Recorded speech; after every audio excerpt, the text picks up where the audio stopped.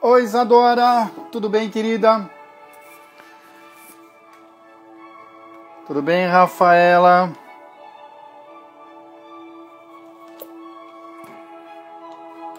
Tudo bem, gente? Boa noite.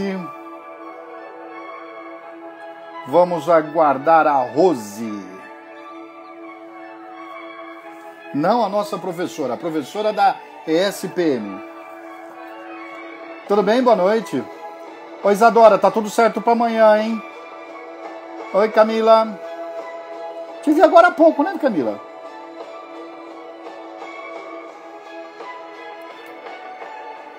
Boa noite, gente. Olha, hoje, pelo currículo da professora que eu tava lendo aqui, vai ser a live, viu? Eu tô impressionado.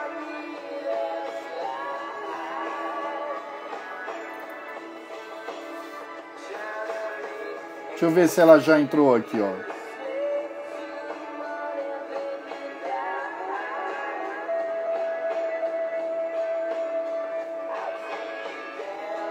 Tudo bem, gente? Boa noite. Boa noite. Ah, a música é boa, né? Ah, a Ju já entrou.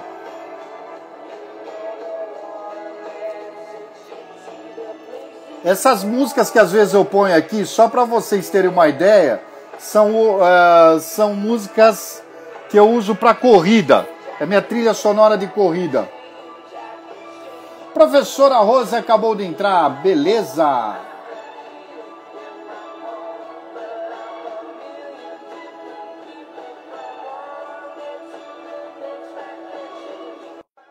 Fala, Rogerinho, que bom te ver.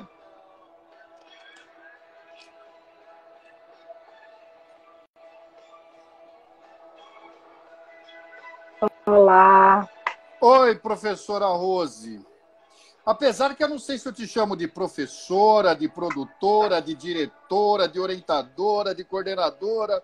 Você faz tanta coisa. É meio esquizofrênico mesmo. Tudo bom? Oi, pessoal. É um pouco misturado mesmo. Então, na verdade, depende do momento, tem um personagem, né? Hoje à tarde era professora. É mesmo? Bom, eu só faço esse personagem, né? Eu só faço esse personagem. Bom, deixa eu só diminuir o som aqui de abertura.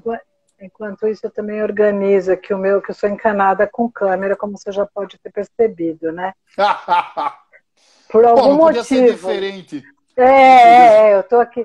Eu já tentei aqui 200 formas aqui, mas tô achando a melhor posição ainda. Tá meio neurótico esse negócio do enquadramento, mas ok, vamos achar. Uma hora eu acho perfeito. Vamos lá.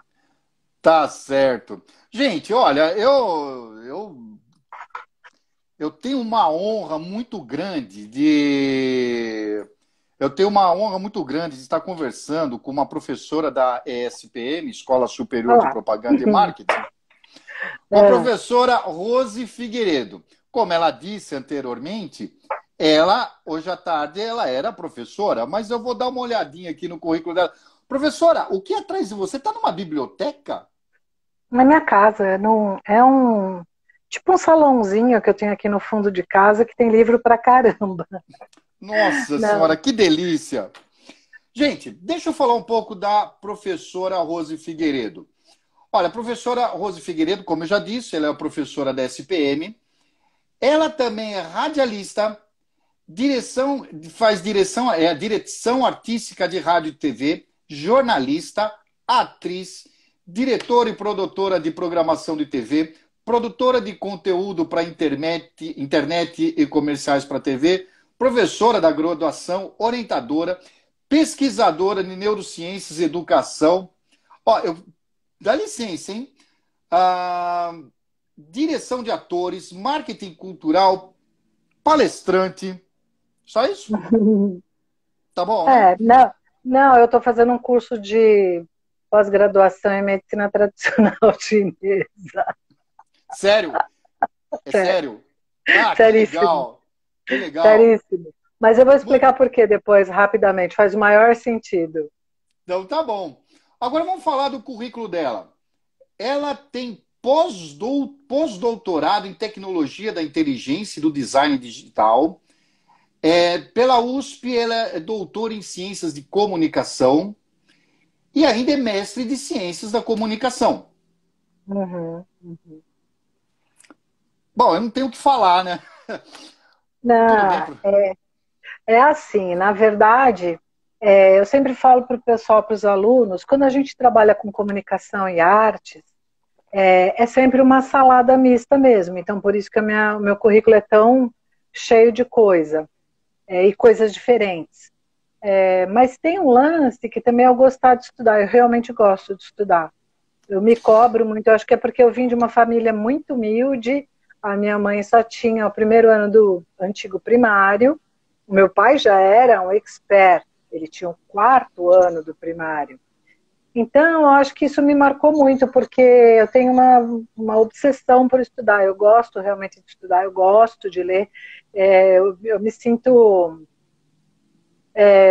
meio burra, vou te falar, a real é essa, acho que é uma coisa de autoestima mesmo, né, a gente é brasileiro e hoje eu estava até falando com os alunos do Suassuna, né, e como Uhum. ele sempre defendeu muito a cultura brasileira e tal, então eu acho que eu sou uma dessas pessoas vira-latas que tem essa obsessão por querer melhorar, porque eu não vejo outra saída, né, sem ser educação, não vejo outro caminho, né, acho que é Nós, por como isso que eu professores, não. então acho que é por isso que eu sempre fiz milhões de coisas e acabo uma, começa outra, acaba uma coisa, começa outra. Acho que é por isso, né? E não para. Então, não, de preferência não, né, professor? Porque se parou, morre, né? Eu acho que Não quem tenho para, dúvida. morre. Não é bom, não. Bom, eu também queria agradecer a presença aqui da Juliana Medeiros, ela é assistente de relacionamentos da SPM, e também ao meu querido amigo Paulo Roberto de Francisco, que é o diretor do Singular, o diretor do Ângulo ABC, também ao professor Rogério Cubaro, que dá aula comigo de matemática, e todos os nossos alunos que estão assistindo a nossa e prestigiando a nossa live. Professora, então vamos lá. Uhum. Como que você quis entrar para essa carreira? Como você quis já ser? Como é que foi? Atriz, radialista, trabalhar com Não, artes? nada a ver. É assim. Quando eu era pequena, lá em Santo André, inclusive, Ah, eu sou, você morou. sou de Santo André. Eu sou de Santo Então, André, eu fico no que Campestre, legal! até os 20 anos. Que delícia! Então, aí lá em Santo André, sempre, eu não sei se você conhece esse lado de Santo André, que tem um lado muito artístico. Tem muitos artistas em Santo André. E Eu sei, na época da minha eu sei. geração, meu ex-cunhado era músico, o outro era ator, o outro era isso, o outro era aquilo, e a gente convive com esse povo, acaba entrando na trupe, né? Então, muito novinha, com 11 anos, eu entrei no balé, que era na Escola Municipal de Bailados de São Caetano, porque eu morava em Santo André, era um Uhum. passinho para ir para lá, É. e comecei a fazer balé por conta da convivência com o pessoal artista. E então, portanto, a minha primeira inserção nessa área de arte e comunicação foi dançando. E milhões de coisas, um grupo, vou participar do festival do Conchita de Moraes, vamos lá, então vamos Nossa, no fazer. meu bairro, em Santa Terezinha. Tá vendo como eu sei? Então, a É. gente ia participando de um evento aqui, um evento ali, um evento lá, tal. Eu digo a gente porque era um grupo de pessoas, né? Depois cada um seguia um caminho, mas eu sempre gostei muito. Então, eu fiz balé e quando eu fui fazer faculdade, com 17 anos, eu fiz na Fefisa, que não existe mais, né? Eu soube que não Não. existe mais, infelizmente. Que era uma escola muito forte, era uma faculdade muito forte naquela época. E aí eu fui fazer educação física. Por quê? Porque para mim eu só pensava em dançar. Eu só pensava em espaço, movimento, eu só pensava nisso. E aí eu fui fazer educação física, abri uma academia e tive o percurso de uma professora de educação física normal, somada ao grupo de dança. Eu fazia parte de um grupo de dança, não sei se ainda existe, é uma escola chamada Oficina, em Santo André, Hum. que era bem legal, aliás. Aí foi rolando, rolando, e chegou uma hora que eu bati no teto das escolas do ABC. Eu falei, putz, aqui não tem mais nada para eu aprender. Vim para São Paulo, Balé Estágio, que é na Rua Augusta, que é uma escola forte de dança, Famosa, né? famosíssima, né? Uma companhia muito boa. E eu fui fazer balé no estágio. E aí comecei a vir para São Paulo, aí rola um teste, rola uma coisa, isso anos 80, né? Rola um teste aqui, um negócio lá, tal, e eu fui ficando e cada vez me envolvendo mais com os artistas daqui de São Paulo. Portanto, com 20 anos, mais ou menos, eu já vim, eu estava terminando a faculdade, já fui ficando pro lado de cá, para São Paulo, né? Hoje eu sou mais paulista que andreense até. E continuei dançando, continuei fazendo teatro, comecei a estudar canto, tal, tal, tal. Aí, quando, em 82, 3, não lembro mais, eu comecei a trabalhar como atriz na Band, que era, eles produziam bastante coisa de novela, tal, e eu comecei, agora pergunta se eu tenho isso gravado. Não, não tenho, né, porque a gente não tinha essa mania, a gente não tinha essa coisa de preservar, de fazer selfie, nem tinha, né, era filme, Não foto, tinha. e olha lá. Aí eu comecei a trabalhar na Band como atriz, e aí eu ficava olhando, assim, eu achava sempre o máximo. Quando ia montar o cenário para a gente gravar, eu ia bem antes para ficar olhando, porque eu achava muito legal. E é muito legal, né? Muito gostoso. Aí ficava olhando e tal. Aí fiquei de atriz um tempão, fiz vários espetáculos, já morando só em São Paulo. E aí continuei estudando canto, esse universo todo. Aí quando foi em 92, mais ou menos, abriu uma TV em Santos, que era afiliada da ex-TV Manchete, e o cara, eu conheci um cara lá, ele falou assim, pô, você tem a prática disso, daquilo, tal, você não quer vir dirigir? Tinha um apresentador de TV de um programa lá, regional da época, ele falou, você não quer vir dirigir o cara aqui? Porque o cara é ruim de cena. Ele não sabia se virar com a câmera, né? Falei, beleza, eu tava super sem grana, né? Porque vida de artista é assim, às vezes você tem uma grana legal e às vezes você fica 6 meses sem acontecer nada. Parece que você é invisível, assim, você não tem. É um horror. Enfim, aí fui. E aí, nessas de dirigir o cara, eu tive muito mais contato com o equipamento e tal, e resolvi fazer o mestrado em imagem e som. Mas eu fiz o mestrado não porque eu quisesse dar aula em faculdade, eu fiz só por essa coisa de gostar de estudar mesmo e porque eu fiz na USP de graça, porque eu não tinha grana para pagar uma faculdade. Antes disso, na verdade, faltou uma parte aí. Antes disso, como eu sempre gostei de estudar, que eu falei, eu fiz o curso de teatro inteiro da USP como ouvinte. Eu não sei se os alunos sabem, mas a gente pode estudar na USP só assistindo às aulas. Você vai lá, pede para o professor deixando, você vai assistindo. Você não ganha certificação nenhuma, mas você ganha o aprendizado, o conteúdo. Eu já tinha feito rádio e TV e já tinha feito o curso inteiro de teatro da USP. Aí eu resolvi me candidatar ao mestrado.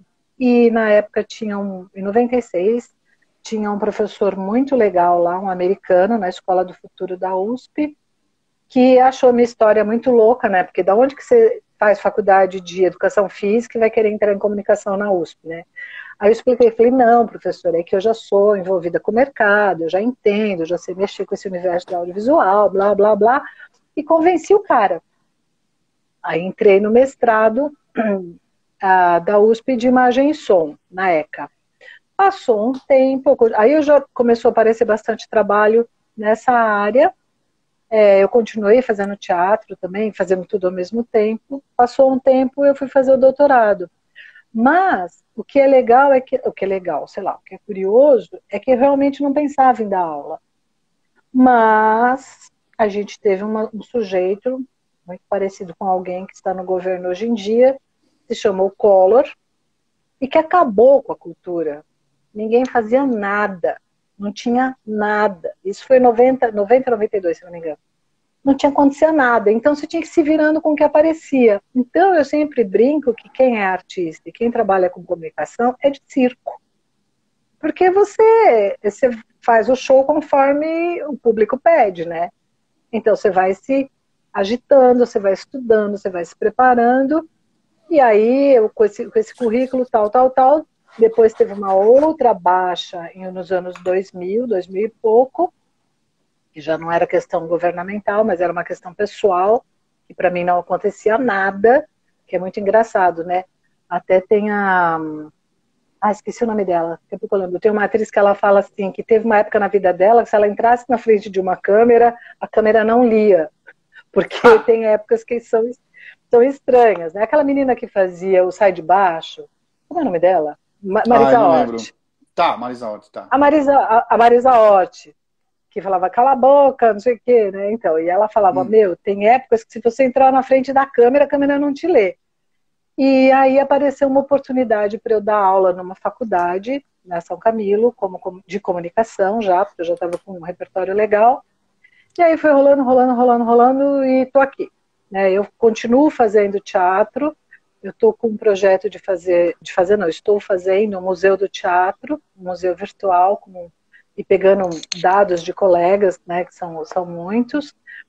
No pós-doc que você citou, eu fiz um trabalho, aliás, depois eu convido quem gostar a visitar lá, chama terradeMacunaíma.com.br, eu fiz em cima das missões folclóricas do Mário de Andrade. Então, o meu negócio é cultura e arte. É isso, esse é o meu negócio. É com isso que eu... Ué, travou. Ah,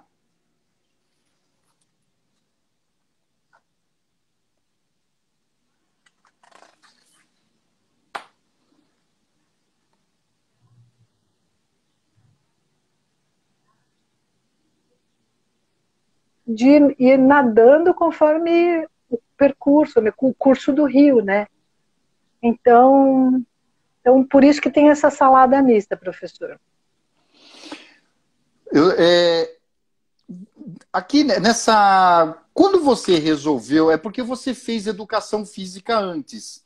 Mas Uhum. você não sei se na tua época, os seus pais, você sofreu algum preconceito pelo familiar, assim, falar, eu vou fazer teatro, eu vou fazer alguma coisa. Você Muito, teve isso?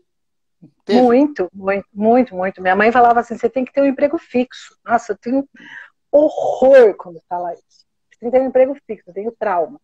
E eu falava, mãe, fixo só. Como adolescente, né, pentelha. Falava, mãe, fixo, a única coisa fixa na vida é a morte. Ó, filosofia. Eu falava, não existe coisa fixa. Eu gosto dessa loucura toda. Eu gostava. E eu tive a sorte, mas também muito do meu empenho, de pegar um trabalho atrás do outro. Às vezes eu ganhava um pouquinho mais, às vezes eu ganhava um pouquinho menos. Mas uma coisa eu acho importante, sabe, Enzo? Eu sempre falo assim para os meninos que vêm conversar comigo da questão do empreendedorismo. Brasileiro não é muito empreendedor, principalmente em arte. Nos Estados Unidos, a grande indústria deles é o entretenimento, né? É o grande negócio deles, né? A gente não tem essa cultura, então a gente não tem essa pegada. Então a gente tem muita dificuldade de vender um projeto, de entrar num projeto, de produzir um projeto. A gente tem aquela lenda de que, se eu não fizer Rede Globo, eu não sou atriz. Tem muito isso. Se eu não fizer Uhum. Malhação, eu não sou atriz. E não existe isso. É uma história que é uma lenda urbana. Está cheia de gente que se organizou e faz teatro, vive de teatro. Agora, você tem que ser empreendedor. Você tem que criar seus projetos, você tem que ir atrás de edital. E você tem que, às vezes, entrar no trabalho dos outros também, tipo, não estou fazendo nada, estou aqui, colo num grupo e vou fazer alguma coisa. O que não pode é ficar parado, esperando a grande chance na Globo. Tá? A única coisa que eu fiz na Globo, eu trabalhei na Globo um tempo, mas eu trabalhei como coordenador de produção. Foi esse trabalho, que era um programa chamado Ponto a Ponto, de competição, etc. e tal. Mas, claro, eu tinha o sonho de fazer novela e tal, mas isso não me paralisou, entendeu? Eu acho que Entendi.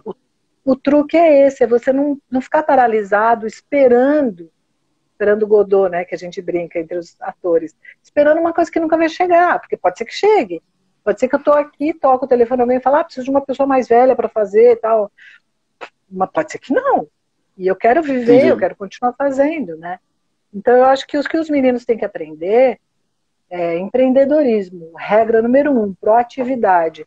E regra número 2, saber o que faz com o dinheiro que ganha, né? Porque eu também tenho muitos amigos que não se perderam, né? Deixa eu te fazer uma pergunta. você dá aula na ESPM. A ESPM é conhecida como uma faculdade de negócios, tá? Sim, sim. Então, qual que é a ligação que tem o cinema e audiovisual com o negócio? Eu acho muito interessante esse link. Eu acho muito interessante esse link. Qual que é o link que tem cinema, audiovisual com uma faculdade de negócios? Total, total, porque Total. você não produz nada sem dinheiro. Total, você não produz nada Uhum. sem dinheiro. Você, tudo que você vai fazer, até por uma questão da qualidade do equipamento e tal, tem que ter uma visão de negócios. Eu aprendi muito, eu estou na SPM há 16 anos. Eu confesso que muito do que eu sei de negócios, muito, não sei quantificar, mas muito, eu aprendi lá. Porque eu sou muito amadora no sentido, como diz o Caetano Veloso, aquele que ama, né? Amador é o que ama. Eu sou muito intensa, eu sou muito pisciana com a lua em câncer, então é um chororô, entendeu? E na SPM eu aprendi essa coisa um pouco mais racional, que eles são racionais, né? Então, assim, eu assisti, aliás, hoje é um dia triste na SPM porque faleceu Francisco Gracioso, Ah, que lamento. foi um grande presidente da SPM que fez a SPM estar do jeito que está. Claro que teve colaboração de outras pessoas, mas gostaria de prestar uma homenagem póstuma aí, que é um momento meio chato para a gente por causa disso. Mas o negócio, tudo que você faz envolve dinheiro. Não tem como, por mais que você faça uma ação que você não quer ganhar dinheiro com aquilo, você faça amadoramente, você vai precisar embasar aquilo, produzir aquilo e vai ter negócio no meio. Então, o curso de cinema da SPM, ou melhor, qualquer curso que você faça na SPM, tem uma pegada muito forte de marketing e de negócio. Por quê? Porque é isso que gira no universo. Não é só artístico, não é uma pegada só artística, porque não dá para ser, né? Agora mesmo está tendo uma série de editais em São Paulo, e se você for ver os editais, tem uma verba boa para concorrer, etc e tal, mas você precisa apresentar um plano de negócio. Então, como é que você vai aprender isso se não for numa faculdade? Entendeu? Tem que Entendi. ter uma estrutura, tem que ter um treinamento, sim, e aprender as regras do jogo. Deixa eu só mudar um pouco o viés. Vamos entender o seguinte. Um aluno, nosso aluno que está assistindo a nossa live, ele quer Uhum, ir para essa área de cinema e audiovisual, mas ele não quer uhum, necessariamente trabalhar, ser ator, atriz. Ele não quer, ele quer trabalhar uhum, em outros projetos. uhum. Qual é o mercado de trabalho que tem para o formando, para quem se forma de cinema e audiovisual? Olha, o audiovisual, o cinema, ele tem essa área essa parte artística, vamos dizer assim, do performer, o cara que quer ser ator. Na verdade, um cara que quer ser ator não vai fazer cinema, ele vai fazer artes dramáticas, né? O cara quer Tá. ser performer, que quer estar em cena.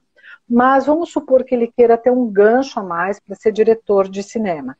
Então ele é ator, ele já tem essa pegada, uma coisa que ele tem que estudar também, Uhum. efetivamente, porque ninguém é intuitivo, não tem essa. E aí ele quer fazer cinema para ser um, entre aspas, performer como diretor, tá? É o lado artístico. De qualquer forma, ele tem sempre esses dois caminhos. Tem o lado que é direção de cena, direção de fotografia, direção de arte, que são as artes de um modo geral, mas tem a parte que é o executivo de negócios audiovisuais. Então, é o cara que vai fazer a conta, é como se fosse o gerente, entre aspas, o gerente de uma empresa. É o cara que sabe quanto custa, quanto eu posso gastar, quanto eu vou gastar naquele ator em detrimento de alugar uma lente mais cara, quanto eu vou gastar na locação, onde eu vou veicular esse meu produto, porque é um produto, como outro qualquer. Você não faz para colocar no seu HD, você faz para girar, para produzir para a internet. Ainda que se for um produto artístico, você pensa em televisão, você pensa em cinema, você pensa nas Netflix da vida, tal. Ou você pode ser um diretor de audiovisual de comerciais. Você pode pensar em fazer comercial, né? Que é uma habilidade, não é uma competência que você adquire fazendo uma faculdade de audiovisual. Quer dizer, tem tanto caminho. Você pode também trabalhar com empresas, com videotreinamento, com conteúdo para a internet. Você pode... É bem amplo, é bem amplo. Esse universo de audiovisual é bem amplo. Eu sempre falo assim, que é difícil você fazer audiovisual e ficar sem trabalhar. Você só fica sem trabalhar se você não tiver um relacionamento muito bom, relacionamento não de rede, não de QI que eu estou querendo dizer assim, facilidade interpessoal. Ou seja, hoje eu vou trabalhar para você, eu vou trabalhar de contra-regra, dane-se, quero trabalhar. No outro dia eu vou trabalhar de diretora para outra pessoa. Essa relação interpessoal é uma característica importante de qualquer profissão, mas em audiovisual é fundamental, porque é efetivamente uma profissão de equipe. Não tem como ser sozinho. Os famosos soft skills. Exatamente. Vamos só para a gente segmentar aqui as dúvidas, as perguntas dos alunos. Pessoal, se vocês quiserem digitar alguma pergunta, por favor, fiquem à vontade. Eu acho que a gente já tem bastante conteúdo aqui para vocês terem ideia de perguntar, tá? Fique à vontade, conforme eu vou conversando com a professora e conforme as perguntas vão fazendo, eu vou inserindo aqui no contexto. Professora, vamos dividir agora uma coisinha assim, a parte de cinema e audiovisual. A parte de cinema, a produção de cinema no Brasil, veja, a produção de cinema, como que ela está? Claro que nós não podemos comparar com o mercado de trabalho dos Estados Unidos, porque acho que não dá, né? Mas está engatinhando, Não. tem altos e baixos, está parado? Não, é assim. Tudo está parado nesse momento, mas tem coisa acontecendo. Quando eu digo parado, é que não está tão dinâmico como esteve há uns anos atrás. O cinema brasileiro cresceu bastante, né? Da época dos Tropa de Elite para frente, foi um boom. Apareceu um grande longa-metragem atrás do outro, concorrendo a Oscar, concorrendo a festivais fortes de Berlim, de Veneza, vários festivais do mundo inteiro. Então, sim, houve um grande boom, e agora, por questões administrativas, peraí, já respondo, Lucas. Por questões administrativas, a gente teve sim uma quedinha, claro, natural, Tá. né? Mas continua rolando. Existe ainda, corrija-me se estiver, lei de cota de tela que obriga as salas de produção no Brasil a apresentar uma certa quantidade de dias de filme nacional, se eu não me engano, são 27, 28 dias? Sim, existe, mas a gente tem uma dificuldade no Brasil existe a lei, mas existe a dificuldade de executar a lei, né? Então, às vezes esbarra nisso, né? A lei aqui no Brasil, de um modo geral, de todas as áreas, é muito frágil, né? Então, burlar a lei, teoricamente, o cara não tem grandes problemas, entendeu? Vamos dizer assim, né? Tem uma questão ética, você tem que ficar vigiando, tentando, indo atrás e tal, mas tem essas brechas, né, que as pessoas acham. Bom, vamos lá que já tem bastante pergunta aqui. A pergunta do Lucas: qual a diferença do curso de audiovisual para a faculdade pública e privada? Olha, essa é uma pergunta assim. As duas têm os dois lados bacanas. Se você está numa faculdade pública, o perfil de professores tem um outro comprometimento, porque eles têm um tempo para pesquisar. O que não quer dizer que todos pesquisem. Vamos ser realistas, ok? Esbarra bastante, você tem target, você tem a marca da USP, que é muito legal, mas esbarra bastante no equipamento. Eu vou puxar a sardinha para o meu lado, porque eu dou aula na SPM. Se você conhecer o parque de audiovisual da SPM, você passa mal. porque é só demais. Você fala, caraca, isso é muito legal, eu quero estudar aqui, eu quero morar aqui. Eu, como professora, amo, adoro a SPM, independente da parte profissional, vamos dizer assim, mas estar lá é muito legal, porque você está num ambiente que tem tudo de ponta. Assim, a gente tem os melhores softwares, as melhores lentes, as melhores câmeras, os melhores tudo, e isso tem acesso ao aluno, o aluno tem acesso a isso. Então, tem essa diferença. Tudo tem um lado legal, como tudo na vida, tem lado bom e tem lado ruim. Mas estruturalmente, o que eu posso falar é que, infelizmente, as escolas públicas não têm uma estrutura que você encontre uma situação de mercado, né, de treinamento Entendi. de mercado. Perfeito. Eu queria, antes de fazer a pergunta do Vitor, da importância do teatro, deixa eu só fazer uma pergunta ao Vitor. No curso de audiovisual da SPM, aprende-se também a fazer a parte de propaganda, de audiovisual de propaganda que a gente vê na televisão. Existe Uhum. matéria específica para isso? Eu que dou. Ha! Perfeito, perfeito. Mas não é no E, curso mas não é no curso de audiovisual. Eu dou essa disciplina, esse assunto no curso de PP, tá? publicidade e propaganda. De publicidade e propaganda. Mas o que ocorre? Ocorre que você, aprendendo a trabalhar com as linguagens, com o cinema como um todo, com os conceitos, você fica habilitado a trabalhar com o segmento que aparecer, entendeu? Então, Entendi. certamente, você vai ficar preparado. O motivo da minha pergunta é assim, eu acho que isso se acentuou aqui nessa pandemia. As mídias sociais estão mudando a todo tempo, né? A gente está ficando muito tempo em casa. Então, por exemplo, quando a gente vê os anúncios em televisão, em propaganda, eu vou dar um exemplo da Globo, tá? Então você, não sei porque a gente sempre só fala Globo, mas é bobagem.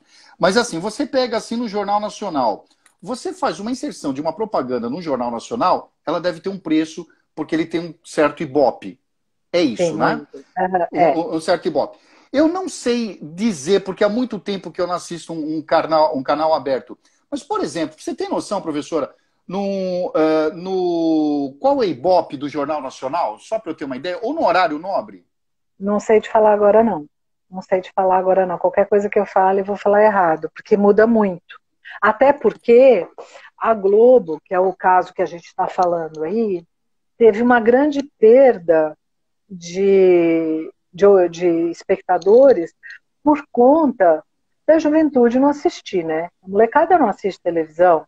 Eu fui num evento na Globo, no Projac, há uns 4 anos atrás, eu acho, e literalmente eles estavam desesperados porque não sabiam o que fazer para pegar esse público de volta. Porque Entendi. o público mais velho vai morrendo, vai desencanando, e o mais jovem não assiste televisão. Ponto. Eles assistem internet. Aí, o que a Globo fez? Começou a puxar para o elenco deles youtubers. Então, se você der uma olhadinha para trás, você vai ver que tem vários ex-youtubers ou youtubers no elenco da Malhação, não sei o que lá, para puxar esse povo, mas não funcionou. Então, é uma coisa muito louca, né? É nesse ponto que eu queria chegar. Porque, veja, se não me falha a memória, um ponto no Ibope, eu não sei se varia de ano para outro, de ano para ano, varia de. Bom, eu não sei como você mencionou, mas vamos Ele lá. cresce conforme o ano. Uhum. Exato, mas, por exemplo, um ponto do Ibope representa uma quantidade de pessoas que está assistindo televisão. Se eu não me engano, um ponto no Ibope que representa em torno de 200 mil pessoas. Seria mais ou menos nessa ordem de grandeza? Acho que mais. Acho que atualmente é mais. É um número Mais. absurdo, é um número absurdo. Eles têm o medidor, né? E aí eles sabem É. quantas TVs estão ligadas, eles têm um padrão de Um, um, referência. Isso alterna, isso muda muito por causa da própria população que aumenta de tamanho, né? Então eles vão aumentando ano a ano. então, é aí que eu queria chegar. Você falou de youtubers. E eu, nessa pandemia, eu procurando coisa para assistir, e eu me deparei com um youtuber chamado Whindersson Nunes. Não sei se você ouviu Sim, falar. Eu sim, não tinha ouvido sim, falar um rapaz do Piauí. sim. Tá. E aí eu tava vendo o vídeo dele, teve um ou outro que eu achei muito engraçado, dei muita risada, por sinal. Mas eu comecei a ver a quantidade de pessoas que assistem. Quer ver? Eu vou fazer uma pergunta para vocês que estão assistindo a live. Vocês conhecem ele, pessoal? Vocês já assistiram o Whindersson Nunes? Olha que interessante. Eu falei assim, ó, então estão aqui assistindo 1,4 mi. Eu falei, 1,4, 1.400. Pô, quando eu fui ver, eram milhões. Milhões. Milhões. E aí eu fui ver a quantidade de vídeos que ele tem, e ele começou a fazer vídeo quando ele era moleque, porque ele tinha cara da idade dos nossos alunos. Eu não sei o que lá, milhões. Aí eu começava a ver que interrompia o programa dele para fazer propaganda. Então aparecia propaganda de carro, propagandas de celular. Eu falei, nossa. Sim. Então, por exemplo, esse fenômeno dos YouTubers está acabando com a Globo, está acabando com. Ou está pelo menos trazendo dificuldade para esse pessoal das TVs tradicionais? É assim, não traz dificuldade momentânea, traz dificuldade de um futuro médio e longo, tá? Porque assim, não tem essa de uma mídia acabar com outra. Quando entrou a Tá, TV, todo mundo falou, vai acabar o cinema. Não acabou. Enfim, isso não existe. Mas, a médio e longo prazo, daqui a 10 anos, por exemplo, eu já fui lá no Projac, nessa discussão faz uns 4, 5 anos, eu não lembro exatamente. Quem é que vai assistir a bendita da novela das 8 daqui a 10 anos? Vai ser embaçado, concorda? Então, o que acontece? As pessoas estão migrando, não muito lentamente até, para as TVs a cabo, lógico, e para as TVs e para os canais no YouTube, que é muito mais dinâmico. Porque, na verdade, o grande inimigo, o primeiro grande inimigo das TVs foi o controle remoto. Quando entrou o tá. controle remoto, ficou popular, entre aspas, fácil, você está assistindo, enfim, a pessoa estava assistindo, não está bom, troca de canal, troca de canal, troca de canal. Então, o primeiro grande inimigo das TVs foi o controle remoto. Aí foi evoluindo, evoluindo, evoluindo. Mas as TVs elas vão se adaptar, nunca mais vai ser a mesma coisa, nunca mais vai ser aquela coisa absoluta da Globo, nunca mais vai existir isso aí. Aliás, nunca mais nada será, né? Nada será como antes em todos os sentidos amplos possíveis, né? Mas eles vão se adaptar, com certeza vai ter gente que vai assistir, porque tem gente que gosta ainda de novela, tem gente que gosta de assistir o Jornal da Globo, e por aí vai. Por mais que tenha a mesma Globo que levantou presidentes, que derrubou presidentes, que levantou de novo outros, que derrubou outros, e que vai... sempre vai ter um público. Porque é confortável, você está na sua casa, você não depender de pagar uma conta da internet para poder assistir, e você vê lá de graça. Então acaba sendo por aí. A gente às vezes pensa só na cidade, né? Mas no Uhum. Brasilzão desse tamanho, Ah, imagina. tem toda a razão. Tem toda a razão. E essa Brasilzão, mudança, e essa mudança assim, de comportamento, para a pessoa. Agora vamos até entrar um pouquinho na pergunta do Vitor. Ah, vai melhorar o mercado de trabalho para o pessoal que quer ser ator? Ou vai piorar? Vai ficar na mesma? Vai ter mais mercado de trabalho ou não? não, vai ter mais. Vitor, só voltando à sua pergunta, tem que estudar artes dramáticas mesmo, tá? Tem que fazer um curso de teatro, sempre tem que fazer. Tem que estudar sempre tudo e mais um pouco. Como dizia um cara que eu conheço, até morrer mais 6 meses. Por Ah, quê? Por quê? Porque você tem que estar com a coisa na ponta da língua, tá? Senão você só vai ser um boneco, um fantoche, não é isso que ninguém quer. Sempre vai ter mais trabalho, primeiro por causa da pulverização das mídias sociais, né? Quantas uhum. pessoas não estão apresentando seus programetes? Tem os mini Whindersson Silva da Vida, o Whindersson, né? Silva da Whindersson. Vida. Então, tem os mini Whindersson, tem os maxi Whindersson, tem os candidatos ao Whindersson. Então, esse mercado é muito grande.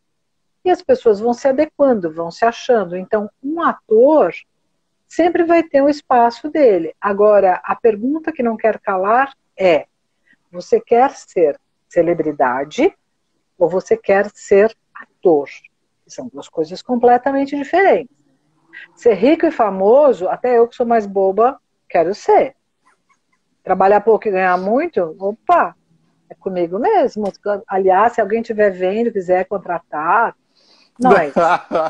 Porque todo mundo quer, né? Eu tinha uma professora de balé que falava assim, para bailarino não existe segunda fila.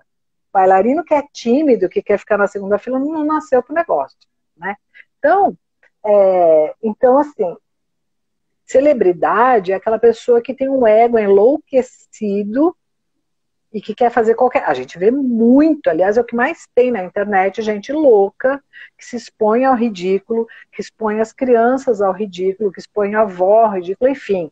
Tem uma cultura de expor o outro, qualquer coisa por um like, né?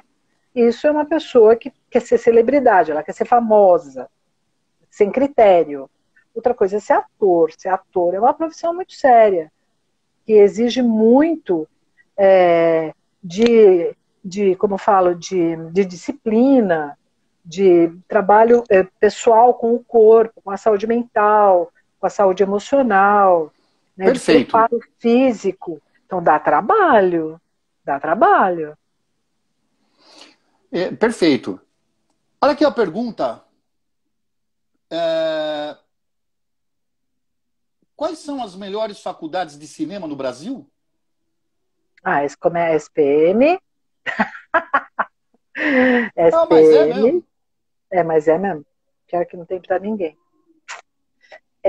Olha, a gente já teve outras faculdades em São Paulo até, mas eu não vou ficar citando o nome para não ser antiética, mas não tem para ninguém. A SPM está muito bem, obrigada. O curso é muito bom, os professores são muito legais. Essa coisa de negócios, é verdade. Não, essa coisa de negócios, eu acho que é a tônica principal da SPM, sabe? É a tônica. Não adianta você querer ser purista, de falar, mas eu não gosto de dinheiro, porque eu não gosto da cultura do consumo. Sim, aliás, a gente tem o mestrado e o doutorado lá em ciências do consumo. Não é só consumo material, salgadinho, água, Coca-Cola, sei lá o quê. Tem um consumo imaterial que tem já um estudo, uma ciência, um preparo. Então, por exemplo, esse negócio do site que eu fiz, né, do meu trabalho de pós-doc do Terra de Macunaíma, é um consumo imaterial. O que eu estou fazendo? Eu estou juntando referências, fenômenos, performances do Brasil e estou colocando lá. Para quê? Para que haja uma documentação, né? Que isso possa continuar existindo, pelo menos estou fazendo a minha parte e tal. Então, assim, tem consumo imaterial, tem consumo artístico, tem uma série de outras áreas do consumo que não é só a Coca-Cola. Então, por isso que eu falo que Entendi. a SPM realmente está na frente, porque além do lado artístico, tem o lado técnico, que é inquestionável, maravilhoso mesmo. Super convido todo mundo depois da pandemia, depois da quarentena, né? Ir lá conhecer, porque é impagável. E tem a coisa do negócio. Você tem que aprender a fazer conta. Isso é fundamental em qualquer profissão. Bom, eu como professor de matemática, concordo. Né, professor? Né? A Juliana, que a Juliana está assistindo a gente aí, né, Ju? A Ju, ela mandou para mim um link de visita, fazer um tour virtual pela SPM. Então, se vocês quiserem, entre em contato comigo, porque vocês podem visitar toda essa parte que a professora Rose está falando, né, professora? Pode visitar Sim, tudo, tal. sim, sim. Muito interessante. Agora, ainda na parte de cinema e audiovisual, a eu sempre tenho a seguinte imaginação. Uma vez eu conheci uma menina que ela fez, claro, ela estudou na Espanha, mas ela fez moda especializada. Como é que chama? Me fugiu da cabeça. Quando De se direção faz de arte. direção de arte, assim. Não, a direção de arte que faz moda para os Figurino. costumes, né? Para o figurino, Figurino. de Aham. época. Eu achei muito legal o trabalho dela. E também eu sei que quando tem uma peça tem um cinema, você vai gravar um programa de televisão, vai fazer qualquer coisa. Você tem por trás um pessoal que tem que fazer edição, que é o cameraman, tem um monte de coisa. Também se ensina tudo isso nesse curso? Olha, Faz parte da grade?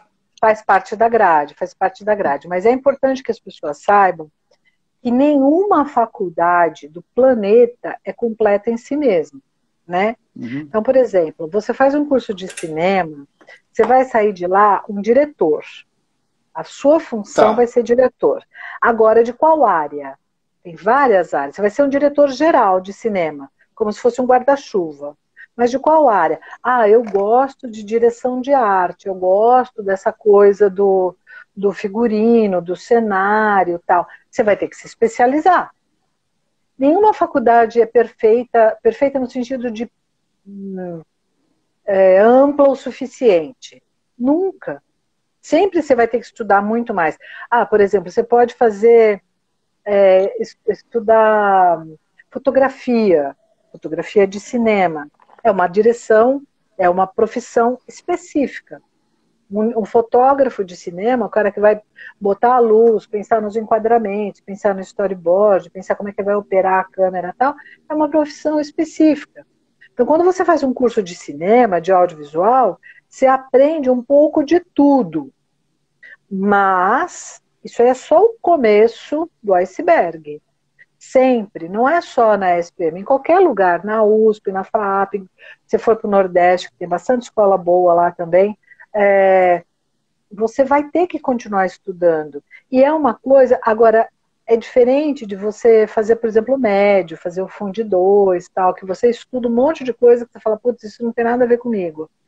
Quando você faz a faculdade, você estuda assuntos que têm a ver diretamente com o que você quer.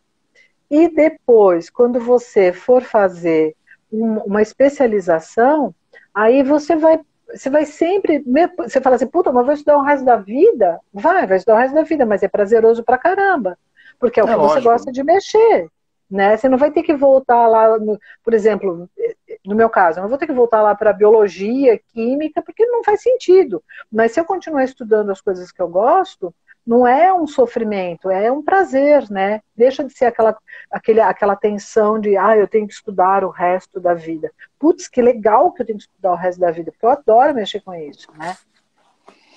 A Lu pergunta, quais são as melhores faculdades públicas de audiovisual?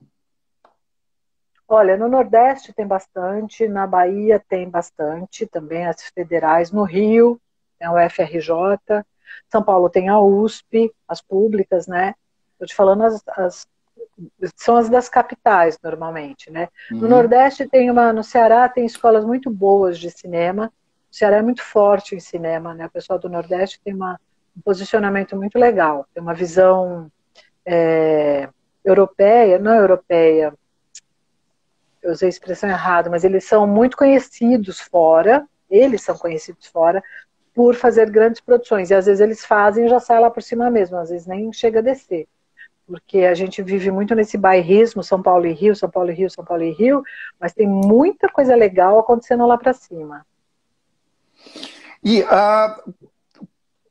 quem faz, por exemplo, uma faculdade de cinema, audiovisual, no Brasil, não importa se é pública ou privada, na sua opinião, ou não sei se você tem notícia, tem chance de trabalhar no exterior?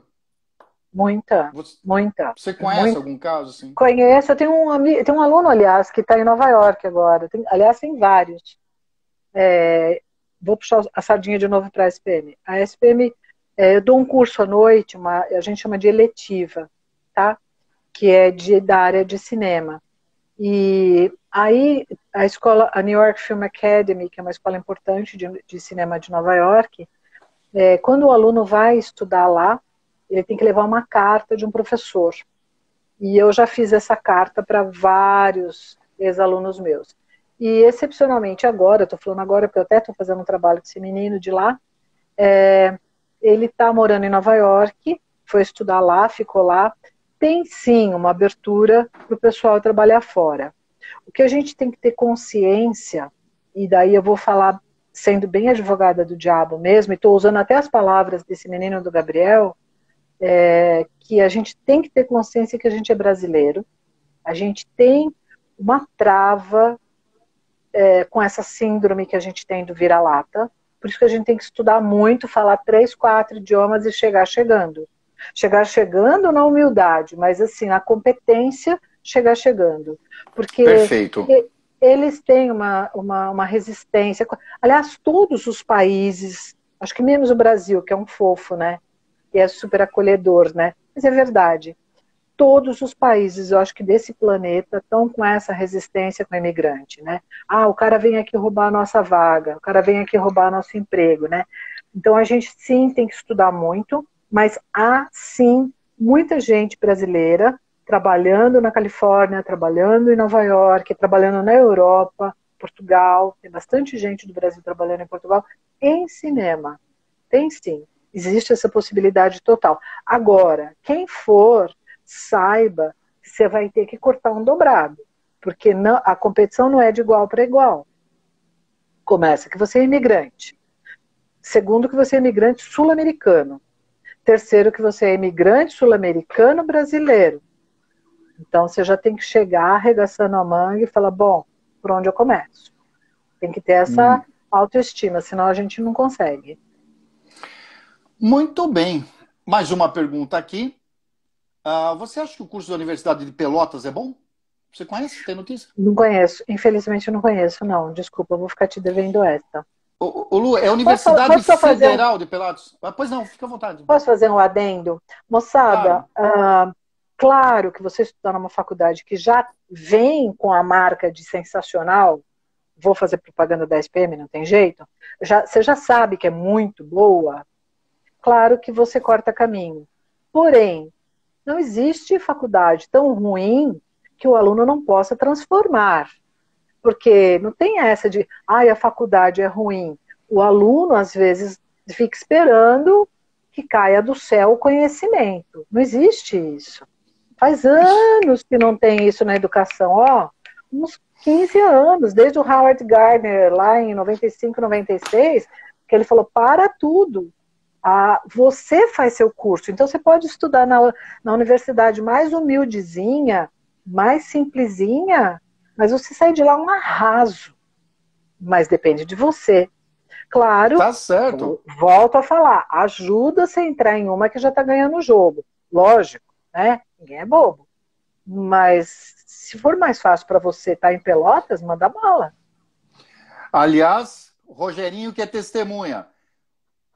TBC é a sigla que a gente usa para o nosso aluno universitário. Tira a bunda da carteira e vai se virar, porque é por aí mesmo. Ô Lu, mas eu até, não é só a pergunta da Lu, é que quando a gente fez lives assim por exemplo, a SPM, a gente já viu, já está demonstrado que é uma excelente faculdade, e claro que a gente esbarra no orçamento familiar. Mas viu, gente, depois a Juliana mandou um link para a gente, que a SPM também tem uma série assim de... tem financiamento, tem um monte de coisa, tá? Então, às vezes, por exemplo, né? Ir para uma outro estado ou para uma cidade do interior estudar. De repente, o que se gasta com transporte, alimentação, moradia, república, é quase o mesmo preço. Então a gente tem que fazer, tem que pôr a conta uma coisa no papel. Assim, para fazer uma conta rápida, eu não sou boa de matemática não, viu, Pro? Mas vou fazer uma conta rápida. Tem essa coisa da moradia, tem a coisa da alimentação, do transporte e tal, tem o desgaste emocional de você estar longe da sua casa, etc e tal.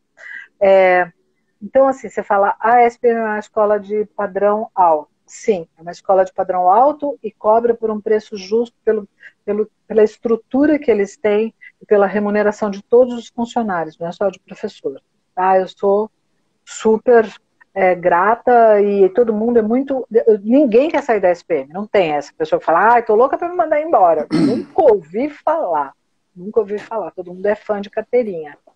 Mas a SPM tem muito aluno de FIES. Eu tenho um aluno de FIES fantástico. A SPM tem muito aluno de outros tipos de bolsa, Enem. Tem uma ProUni parceria... também tem? Tem ProUni. tem parceria com o Bradesco, agora eu esqueci o nome técnico, mas depois escrevendo para a Juliana, para o núcleo de relacionamento, vocês vão descobrir o nome. Tem uma parceria que eles fizeram com o Bradesco, que o aluno estuda, estuda, estuda e depois vai pagando a perder de vista. E tem uma coisa que é mais do que tudo isso ainda junto, é empregabilidade. O nível de empregabilidade da SPM é inquestionável. É inquestionável. Estou fazendo propaganda, não é essa a função aqui, mas eu tenho que falar sobre isso. Existe sim, o cara fez a SPM, ele entra pela porta da frente, porque todo mundo sabe o padrão. E tem uma coisa, é uma escola muito exigente com os alunos. Não tem moleza. Uma escola cara, tipo, papai pagou, passou. Sabe aquela frasezinha antiga? Não, é muito puxado, é muito difícil. É difícil de entrar, é difícil de ficar e é difícil de sair. Porque é puxado, sim. A gente tem essa orientação de todo semestre subir a régua. Sobe a régua. Sobe a régua, porque é o compromisso. A gente tem que prezar pelo nosso nome e pelo nome da escola, porque senão não é SPM. Então, a empregabilidade é fantástica. Tem aluno... Hoje, exatamente hoje, eu dou aula para o terceiro semestre. Teve uma aluna que faltou porque tinha uma entrevista de emprego no terceiro semestre. Então, é muito alto, assim. Vocês podem olhar lá e como eu falo, comprovar isso que eu estou falando, tá? Tem um Isso daí, departamento... já desculpa. Pode falar, pode falar. Tem um departamento chamado Sintegra, que é de colocação dos estudantes. É como se fosse uma agência de estágios, tá? Que funciona fantasticamente. Então, os alunos, assim que entram, já vão lá, se inscrevem, tal, no Sintegra, e rola muito rápido a colocação no mercado, né? Então, rapidamente o aluno já começa a ter o retorno do investimento que ele fez, né? Perfeito. Entenderam, gente? Eu sou a favor disso também, mas a gente tem que ponderar tudo.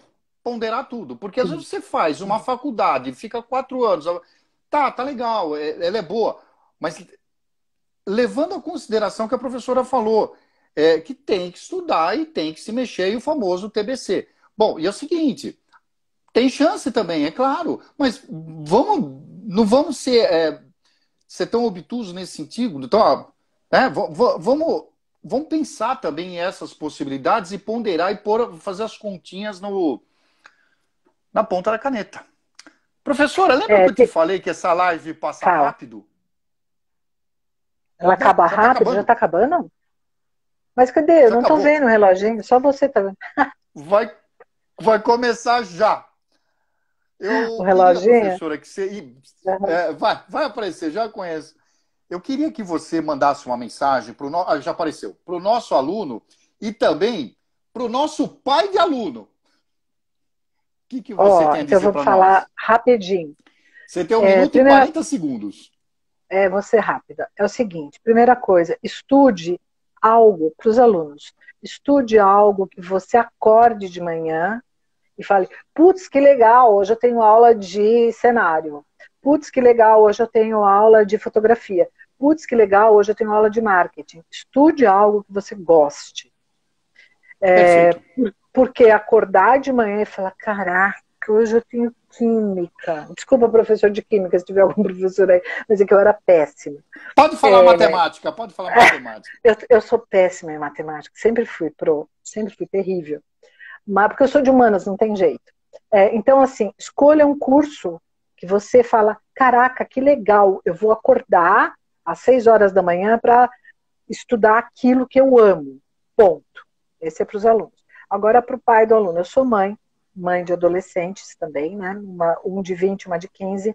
Mas, assim, estude o seu filho. Claro que a gente, como pai, a gente quer o quê? Que eles fiquem felizes, contentes e autossuficientes. Porque tem um guru indiano que eu conheço que ele fala assim, se o filho sai de casa, o pai fica triste, o pai e a mãe. Mas se o filho não sai de casa, o pai e a mãe ficam mais tristes. Você fala, caraca, esse moleque não cresce, caraca, sai daqui, meu, de escola, deixa eu curtir um pouco, né? Então, não precisa ter medo. Eu acho que quando o pai e a mãe coloca pro cara falar, beleza, você vai ser... Eu conheço um cara que é Professora, palhaço de circo. eu não vou conseguir salvar a live. Ai, vou acabar! Ó, Acabou!